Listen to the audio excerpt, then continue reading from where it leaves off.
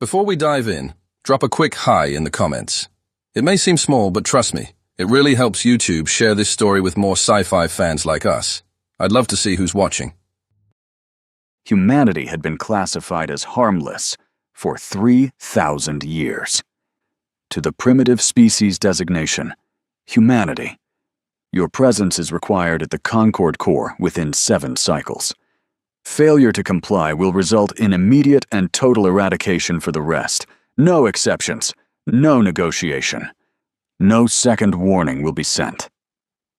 Lieutenant Ferdinando Garcia whistled low, short and sweet. I like a death threat that respects my time. The message arrived without ceremony. A single data packet, encrypted in the Galactic Concorde's highest diplomatic cipher, slid into the Gilgamesh's receivers like a knife between ribs. Captain Harlan Cade read it once more, expression unchanged, then routed it to the main hololith so the entire bridge crew could see. The hololith hung there, hard-edged glyphs floating in blue light, like a verdict already stamped. Garcia leaned back in his chair and hooked a finger in his collar. 7 cycles, generous. They usually give frontier vermin 3. No one laughed. The Gilgamesh did not look like a ship that belonged in a war fleet. Its hull was old. Not rusted old, but settled. The kind of age that had made peace with itself. Plates met with seams that were too clean for a vessel that had been running for centuries. The metal carried its own patina, a dull charcoal tone that drank starlight rather than reflecting it. There were no banners, no visible guns, no glowing scars of recent battle.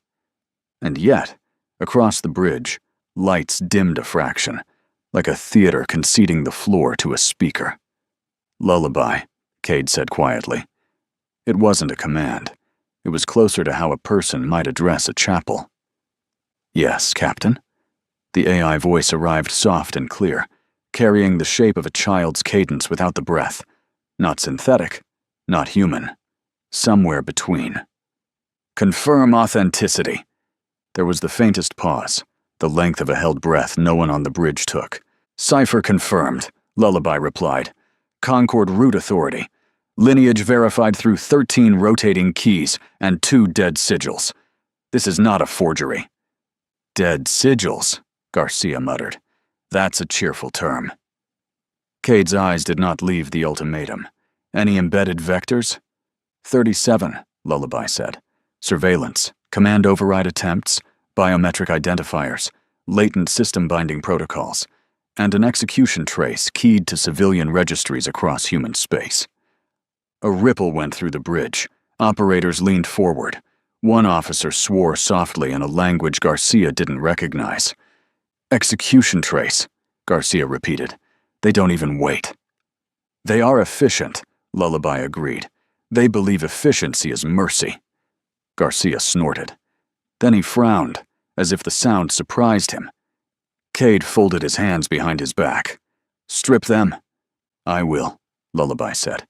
"I already did." The glyphs shimmered.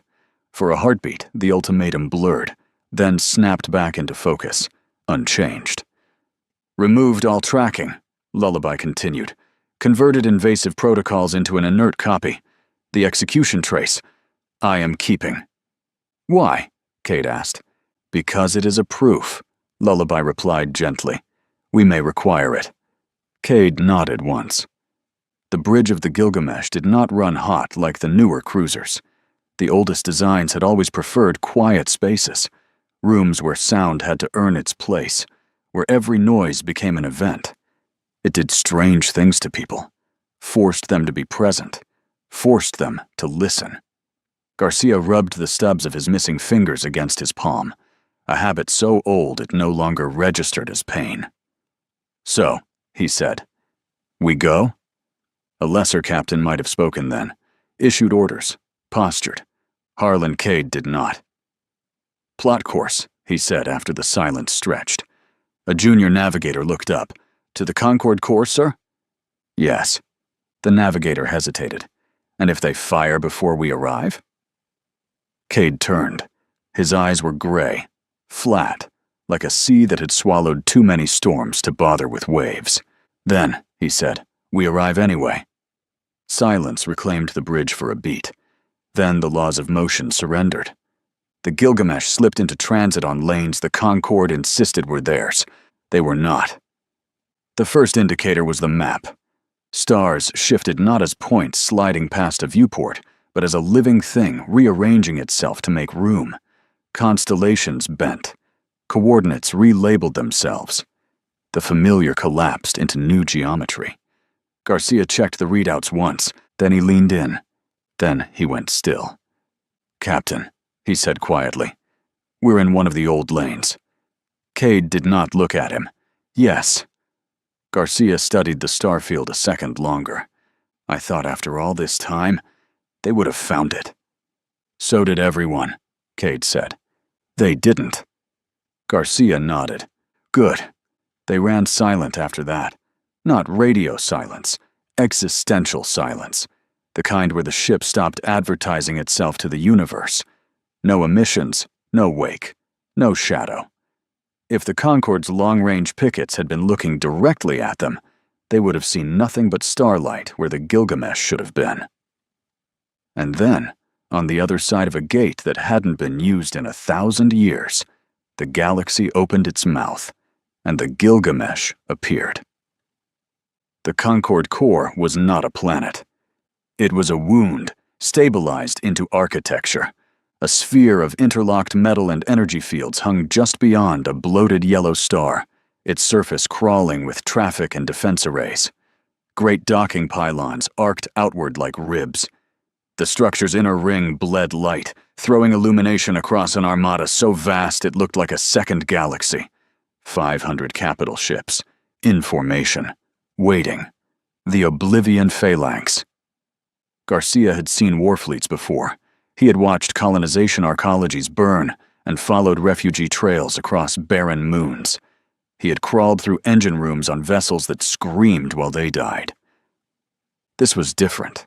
500 hulls arranged not for battle, but for demonstration. Cruisers on the outer rim, broad-faced and thick with batteries. Carriers behind them, ribbed and slow as graveyards. Dreadnoughts at the core, black and featureless as verdicts. A lattice of smaller craft stitched between them, like connective tissue. "They came dressed for it," he said. The Gilgamesh slid into real space without flare. No escorts, no formation, no announcement. Just a single ancient frigate gliding into the throat of a maw. A voice cut across their systems like a scream poured into metal. "Identify." The translation was instantaneous, cold, perfect. Cade did not answer. The voice repeated itself, slower this time, each word weighted with condescension. "Identify primitive craft." Lullaby's voice slipped into the bridge, not as sound now, but as something nearer to presence. "High Strategos." "Vex Kethar commands the Oblivion Phalanx," she said. "He is waiting for you, Captain. He has practiced the shape of his speech." Garcia blinked. "That doesn't feel like something a machine should know." "Nor is it," Lullaby replied. "But it is something I remember." The main screen flared. 8 eyes stared back at them.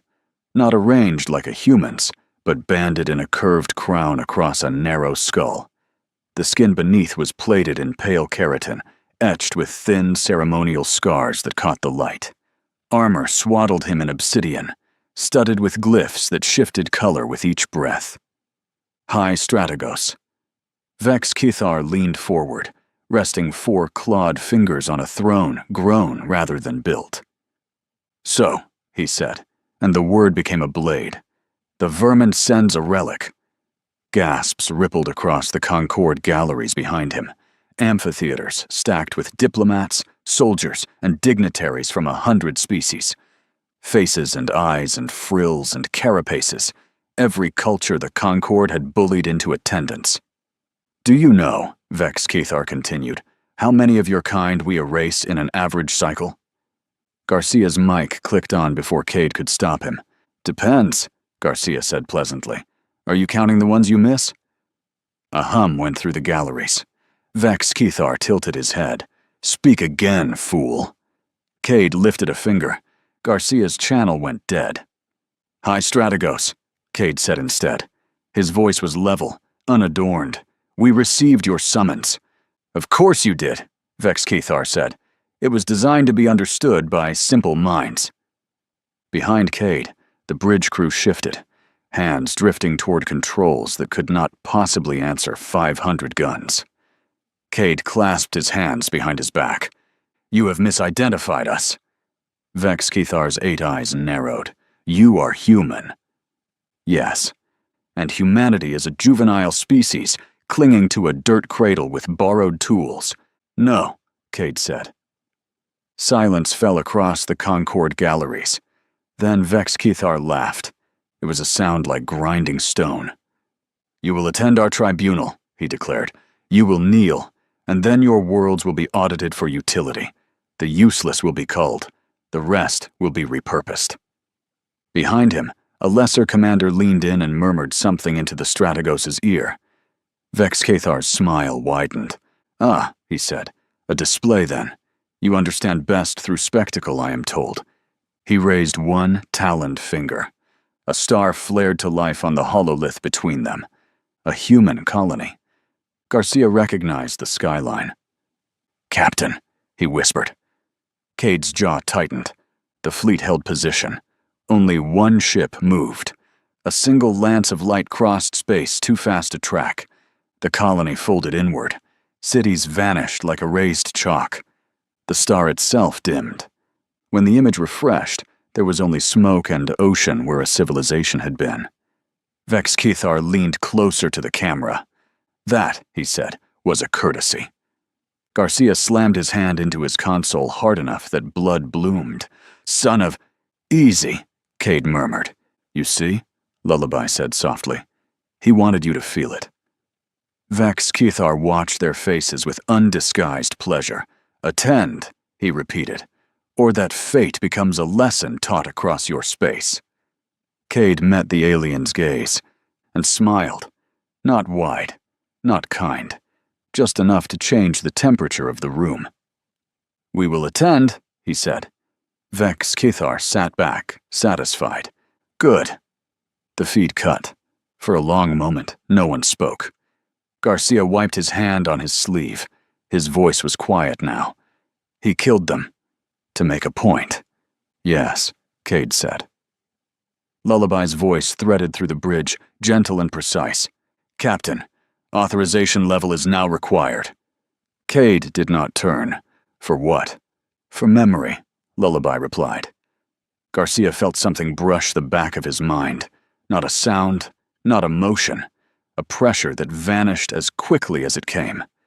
Cade closed his eyes, just for a second. "No," he said. The sensation withdrew. "Denied," Lullaby said quietly. A navigator looked up. "Docking requests from the Concord. They're attempting to route us." Cade opened his eyes. "To where?" "The core," the navigator said. Cade's mouth curved slightly. Not a smile. "Of course they are." The Gilgamesh drifted forward. 500 guns tracked them. Cade rested a hand against the rail. "Lullaby," he said. "Yes, Captain." "Remain quiet." The child's voice stilled. The Gilgamesh entered the Concord core like a ghost stepping into a cathedral. The Concord core did not welcome visitors. It received them. The docking corridor grew around the Gilgamesh as if the structure had tasted the hull and decided what shape it wanted her to be. Bone-white alloy slid into place with slow patience. Veins of light pulsed beneath translucent walls. Somewhere deep inside the station, something like breath moved through unseen caverns. Garcia stepped out first. His boots struck a deck that felt faintly warm. Not temperature, life. He glanced down and muttered, "That's never a good sign." Cade followed without hesitation. The air inside the Concord smelled faintly of iron and flowers. An honor guard waited at the end of the corridor. They were not a single species. Tall arthropods with blade limbs. Beasts with 3 jaws and ceremonial tusks. Silken-skinned diplomats with eyes like liquid metal.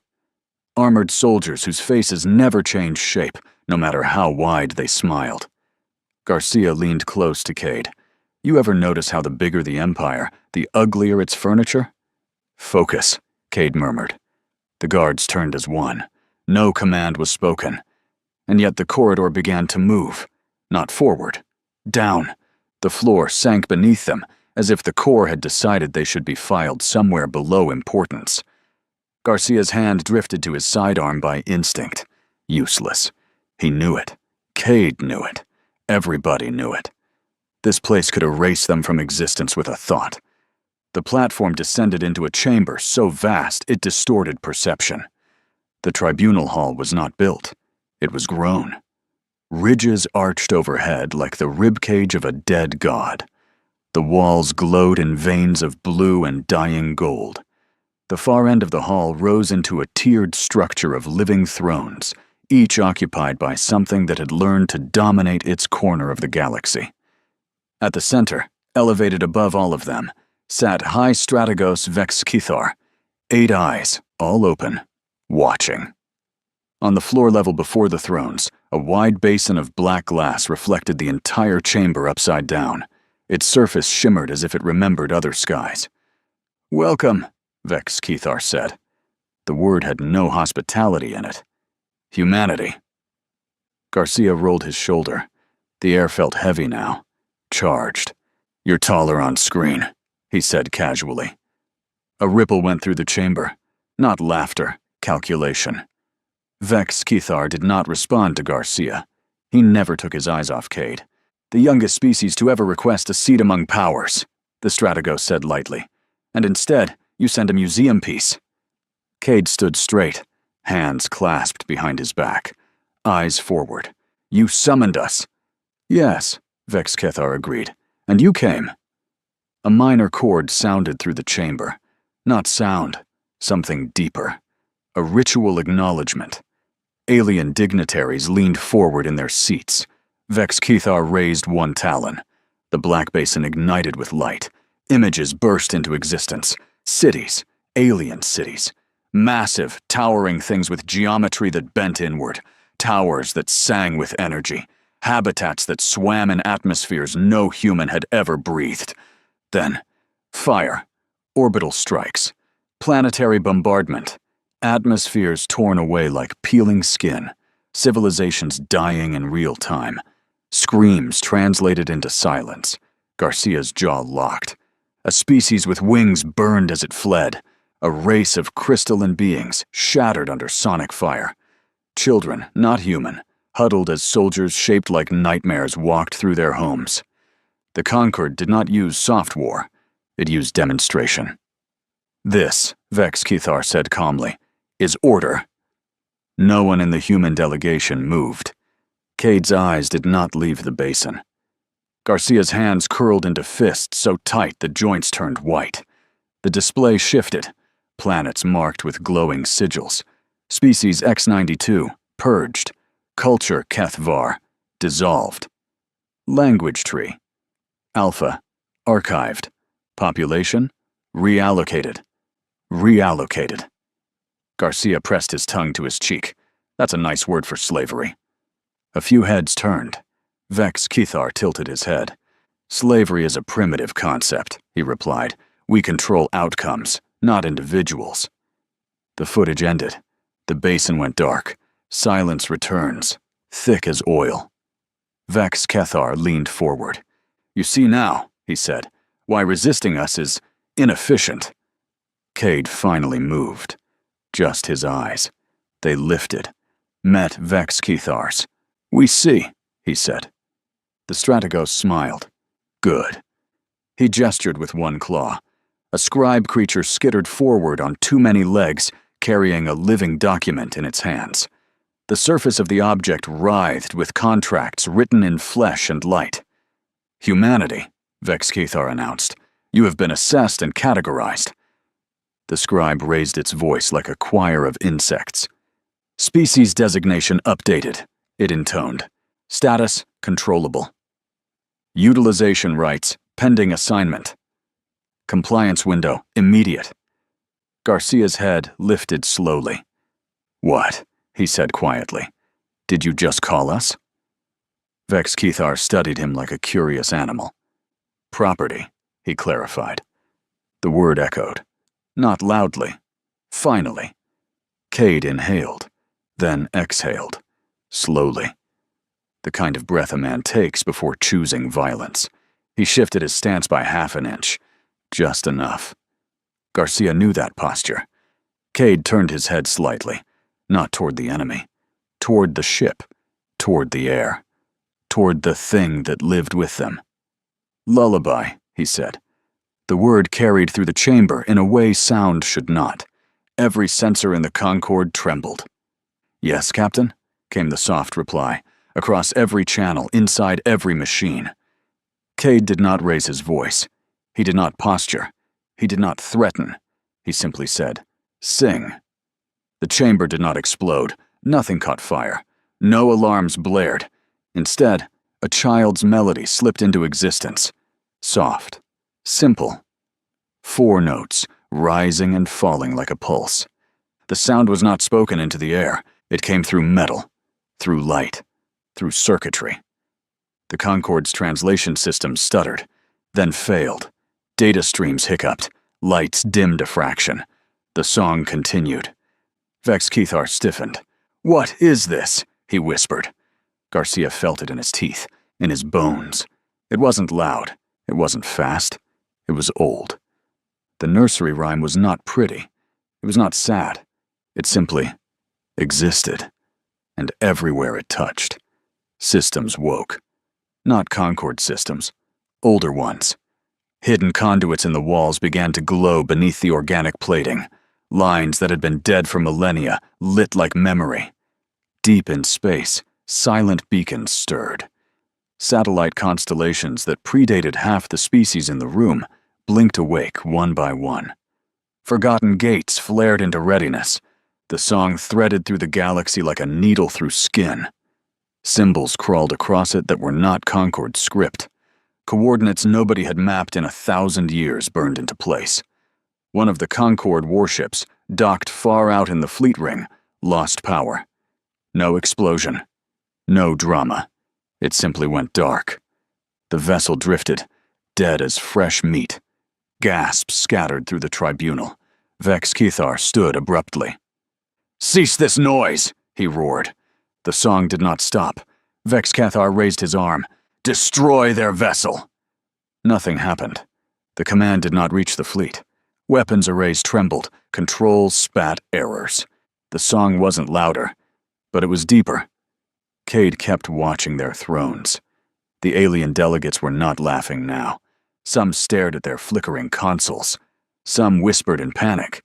Some simply sat very still. Vex Kethar's 8 eyes darted around the chamber as if hunting for an invisible attacker. "This is not possible," he hissed. Cade finally stepped forward. The sound of his boots echoed, once, twice. Then silence again. "You invited us," Cade told him calmly. "You displayed your crimes. You declared our fate." He glanced at the basin of black glass. "And then," he continued, "you claimed ownership over a species that has done nothing wrong." Vex Kethar's voice cracked, but he was unable to speak. Cade looked at him. Not with rage, not with hatred, with tired recognition. Lullaby's song shifted. Just slightly. The conquered core shuddered, not in fear, in alignment. Tiers of the tribunal adjusted, veins of light reconfigured. Power began flowing somewhere it had not flowed in a very long time.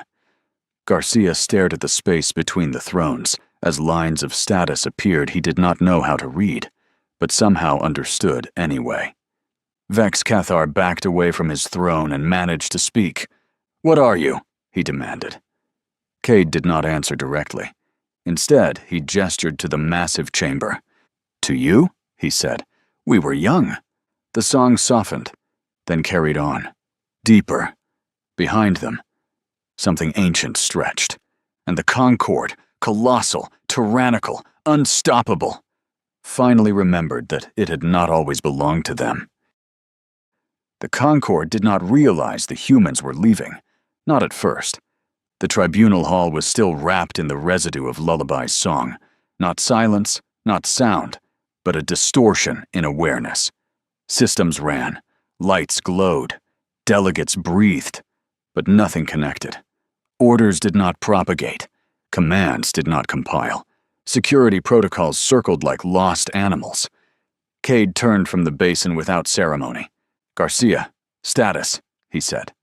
"Corridor 12 is still blind," Garcia replied, eyes scanning columns of dead text rolling through a wrist unit that did not exist on any Concord database.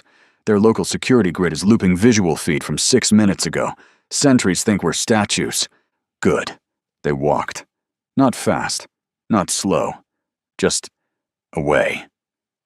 The Concord's honor guard still stood where they had been stationed, weapons in hand, eyes unfocused, shrouded inside the last heartbeat of Lullaby's signal. A few shifted, confused. One clawed his own face as if waking from anesthesia. None raised a weapon. The humans passed between them, like ghosts. Garcia glanced back once at the chamber. Vex Cathar knelt where his throne had rejected him, claws sunk into an obsidian floor that no longer acknowledged his authority. "Enjoy the aftertaste," Garcia muttered. Cade didn't answer. They exited the tribunal and entered a passageway that no Concord architect had touched. Pre-Concord architecture lay beneath the bone and metal grafting of the station. Smooth arcs of matte black alloy, corridors that curved in deliberate non-Euclidean grace, panels that responded to human presence without gesture or code. "This part of the station never went to sleep," Garcia said quietly. "They just forgot it existed." "Or pretended it didn't," Cade replied. The doors ahead did not open. They dissolved. The Gilgamesh waited where it had been left, docked like an artifact in a museum that had finally remembered who owned it. Garcia moved first, straight into engineering. 78 seconds until total Concord hardware reboot, he called back. "That's our window." Cade followed him onto the bridge. "Lullaby," Cade said. The song cut off, instantly. The Concorde woke up, not calmly, not cleanly. It was like a body slammed back into consciousness mid-injury. The station screamed with alarms the humans never heard. Control spines across the megastructure lit up as command authority scrambled to reassert itself. Damage reports began flooding into command nexus that no longer existed. "Undocking!" Garcia snapped. "Now!" The Gilgamesh slipped free of the core like a blade sliding out of flesh. No clearance, no diplomatic signal. They accelerated straight out of the Concorde's heart. Behind them, order returned with rage. Vex Cathar found his feet with all the dignity of a creature bred for dominance. His mind screed had fractured, not shattered, cracked. "Track them!" he roared. "Now!" His command staff lifted blackened control slabs that pulsed with recovered authority. Around the tribunal, alien lords were screaming into dead consoles, demanding explanations their systems could not give. "We lost Locke," one officer hissed, signal ghosting in every spectrum. "Then use your eyes," Vex Cathar bellowed. The great viewports reactivated. The Gilgamesh was already leaving orbit. Tiny, black, offending. "Launch interception," Vex Cathar snarled. "What scale?" The Strategos bared his teeth. "All of it." The Oblivion phalanx came alive. Strike wings poured from carriers like blood from opened veins. Capital ships rotated into pursuit vectors. Fleet geometry reshaped itself with brutal elegance. Vex Cathar's voice thundered through 1,000 bridges. "Erase it!" The hunt began. On the Gilgamesh bridge, Garcia was smiling. "Tracking handshake incoming," he said. "They're trying to cage us with mass lock fields." "Status?" Cade asked. Garcia tilted his head, listening not to sound, but to gravity. "They're sloppy," he replied. "Fast, but emotional. They've never chased something that doesn't leave a wake." Cade seated himself. "Make them adjust." Garcia's hands moved. The ship twitched, and reality twitched around it. The gravity net snapped shut on empty space. 3 Concorde destroyers slammed into each other at relativistic speed, where the Gilgamesh had been a heartbeat earlier. The blast was white. Then nothing. Garcia rolled his shoulders. "One!"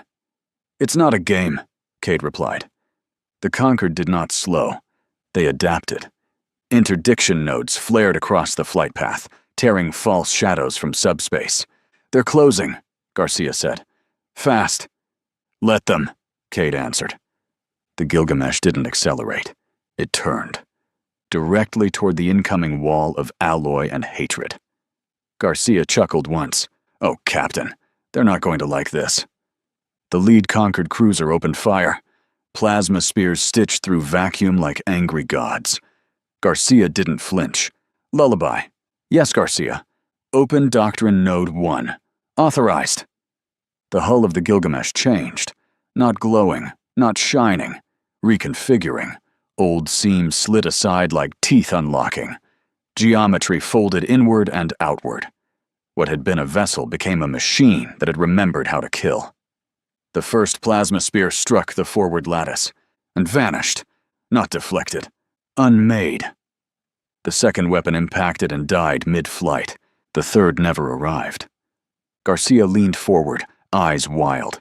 They don't know what they're hitting. Another cruiser closed inside kill envelope and fired a full salvo. Garcia drove a sequence across the navigation mesh. Space fractured. The enemy reactor spiked to critical in half a breath. The ship tore itself apart from the inside. The Concorde bridge feeds lit up across Vex Kethar's command neural. One ship lost, then two, then five. "What is it doing?" a Concorde captain screamed. The Gilgamesh did not fire weapons. It rewrote enemy physics. Garcia laughed. Honest, cracked laughter. "Captain, they're trying to rotate shields against us." Cade stood. "Advance!" The Gilgamesh surged forward, directly into the formation, not dodging fire, walking through it. The next Concord cruiser suffered navigation collapse.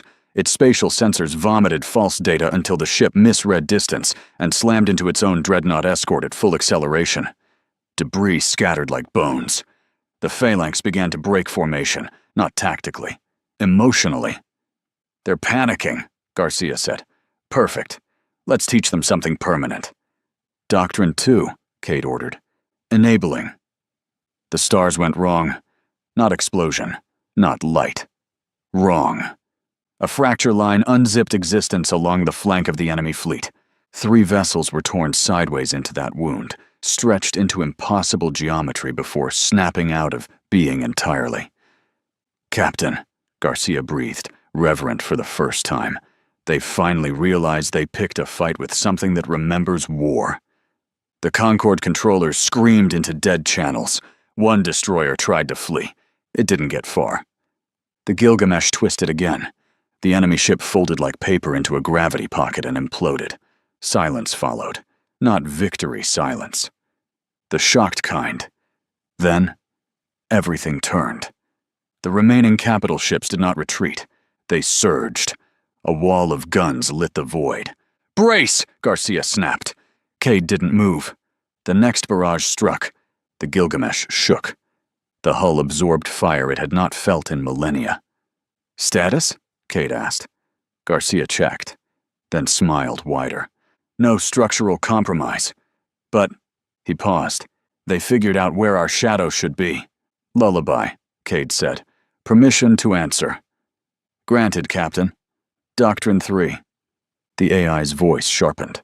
No longer childlike, no longer gentle. Acknowledged. The Gilgamesh spoke back at last. It did not use language. It used consequence. A pulse rippled outward. Every conquered ship within 5,000 kilometers lost power simultaneously. No damage, not destruction. Power. Their lights died. Their weapons froze. Their engines went quiet. The Oblivion phalanx drifted. A dead god's armada. Garcia leaned back and blew out a breath. "I think we hurt their feelings." Cade watched the darkened fleet. "We're not done." Behind them, signals flared again. The Concorde was rebooting subroutines with fury. Cade turned away. "Set course," he said. Garcia nodded. Coordinates he had carried since childhood burned onto the nav screen. "Home vector loaded," he said softly. The Gilgamesh vanished into folded space. Behind her, the Oblivion Phalanx screamed into darkness. High Strategos. Vex Kithar stood on a bridge of smoking glass. Half his fleet was gone. The other half drifted crippled. His empire, immaculate, surgical, eternal, had been slapped across the mouth by a relic, and it was bleeding. "Mark them," he snarled. "Name them." His aides hesitated. "How do we classify them? Strategos." Vex Kithar's voice dropped into something that had never existed before in his culture. Fear. "We classify them as an extinction-grade civilization." He stared into the stars where the human ship had disappeared. "And we prepare the galaxy for war, far beyond conquered reach." The Gilgamesh traveled through lanes only the dead remembered. Garcia scrubbed a hand down his face. "That," he said, "went about as expected." Cade looked at him dryly. "Your expectations are disturbing." Garcia shrugged. "Experiences like that." The ship hummed, not with music, with readiness. Behind them, the Concorde prepared vengeance. Ahead, something the galaxy had buried was beginning to move. The galaxy did not wait. It retaliated. Across 1,000 systems, emergency broadcasts cut through civilian feeds without warning. Trade halls went dark mid-transaction. Entertainment networks shattered into screaming red glyphs. Navigation overlays were overridden with one message, stamped in conquered gold. Galactic Security Alert. Humans possess impossible technology not matching their cultural development. They steal from dead civilizations. They weaponize relics they don't understand. They are scavengers, pretending to be gods. All contact is to be considered lethal. Then came the footage. An orbital hub, colossal, bright, crowded, burning. Docking rings sheared away. Civilian cruisers splitting under fire. Thousands of ships fleeing in every direction as flames crawled along the station's spine. A Concorde task force arrived just in time. Concorde guns answered the fires. Concorde medics pulled wounded from wreckage. Concorde banners rose against the smoke. The image cut to High Strategos Vex Kethar, framed in cold steel and morning black. "Citizens of the galaxy," he declared, voice weighed with practiced gravity. "Humanity has revealed itself, not as harmless, not as irrelevant, but as a predator." The feeds rewound. Explosions replayed from multiple angles. Human silhouettes, false, fabricated, were burned into the imagery. Audio tracks spliced. Timelines adjusted. Data cleansed. This was an unprovoked attack on commerce, culture, and life, Vex Kithar intoned. Our fleets arrived to stop them. Many did not arrive in time. Across the stars, old empires clenched their fists. Young species wept. Mercenary clans sharpened blades. Lawful republics signed emergency war powers without reading the clauses. The Concorde was very good at this. They made lies clean. They made war righteous. They made fear contagious. Within hours, Concorde ambassadors stood in 100 courts, dispensing intelligence and evidence. Neutral systems closed their gates. Independent fleets swore allegiance in exchange for protection. One species called the humans void demons. Another named them Star Butcher. A third worshipped the Concorde for standing between them and extinction. By the end of the cycle, humanity was no longer a harmless species. Humanity was a monster. On a bridge of fractured command and burning banners, High Strategos Vex Kithar watched the numbers climb. Allies pledged, battle groups activated, drives spun up. The Concorde's loss had hardened into purpose. "Deployment orders," he snapped. "All sectors. We sweep. We burn their hiding places. We make an example large enough to echo." A subordinate leaned in. "Which species receives strike authority?" Vex Kethar's eyes glinted. "All of them." The hunters arrived. War fleets flying under borrowed banners began to scour jump corridors and border systems. Civilian stations were stopped and searched. Any ship with unusual signal bleed was fired upon on suspicion alone. Whole convoys vanished. Human merchant vessels were vaporized without warning. Refuge colonies were blacklisted from aid. The Concord didn't just want humanity dead. They wanted humanity alone. Far from Concord space, the Gilgamesh moved through lanes no hunter had charted. The bridge was dim, not dark, focused.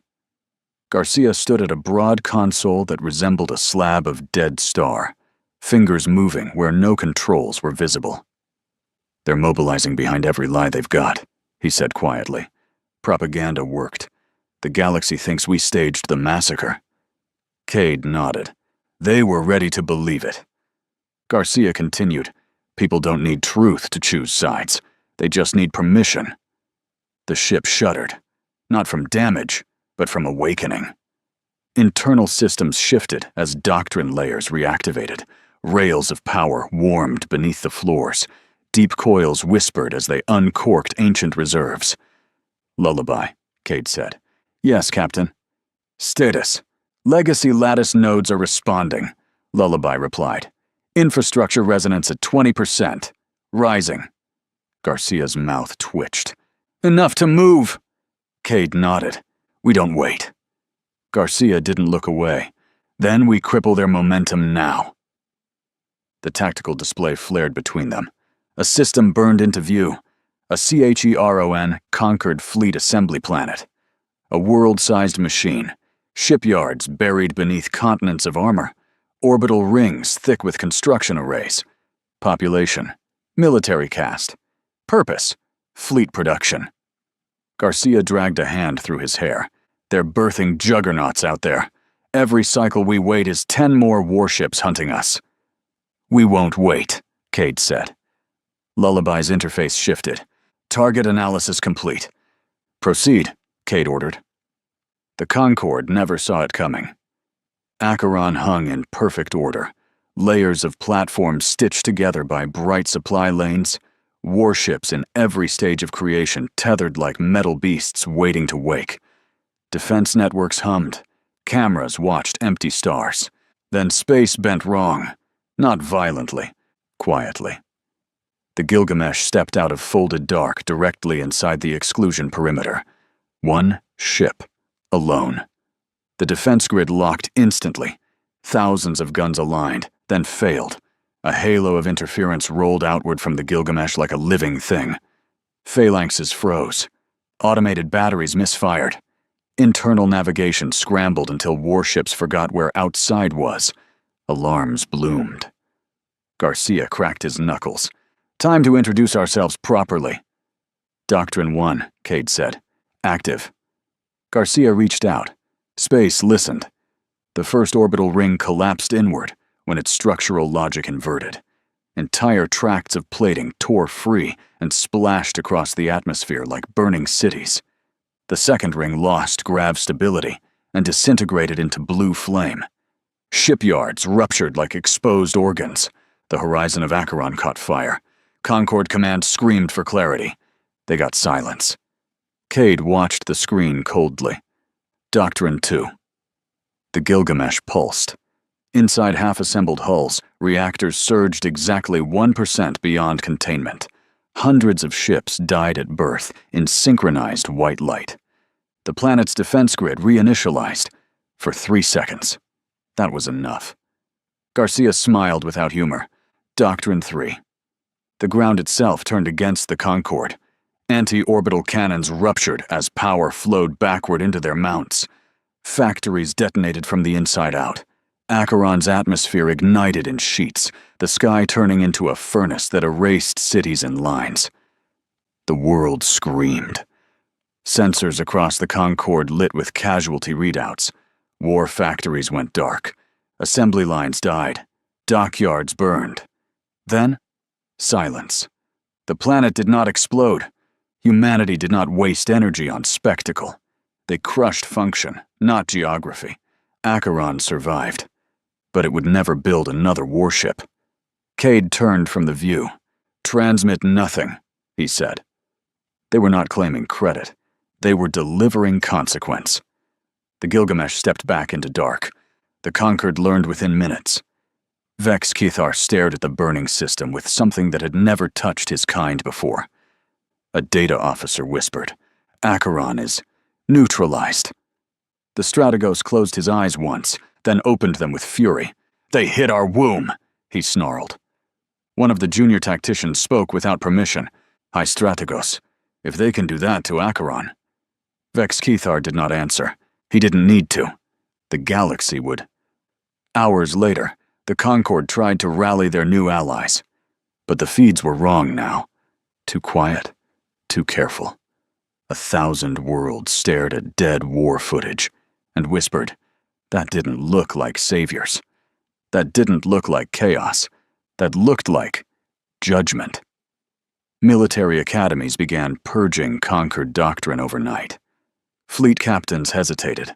Some never received the order to move. Some refused it.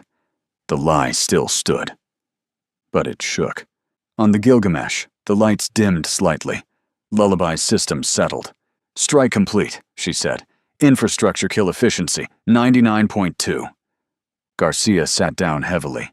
Not bad for our first lesson. Cade studied the dark ahead. They will come harder now. Garcia looked at Cade sideways. Now the galaxy learned something important. "And what's that?" Cade asked. Garcia's smile was thin and merciless. "That we don't destroy stations to send messages." He stood. "We erase worlds to end conversations." The first builders were done waiting, and the galaxy's war had finally become real. Hey there, space human. I'm really curious about your thoughts on this video. Drop a quick comment and let me know what's on your mind. Or just say hi if you prefer. Either way, I'd love to hear from you. Also, remember to check the pinned comment. Trust me, it's worth a look. Oh, and one last thing. I've chosen another video for you to watch. Just click the card here. Or here if you want the whole playlist. See you there.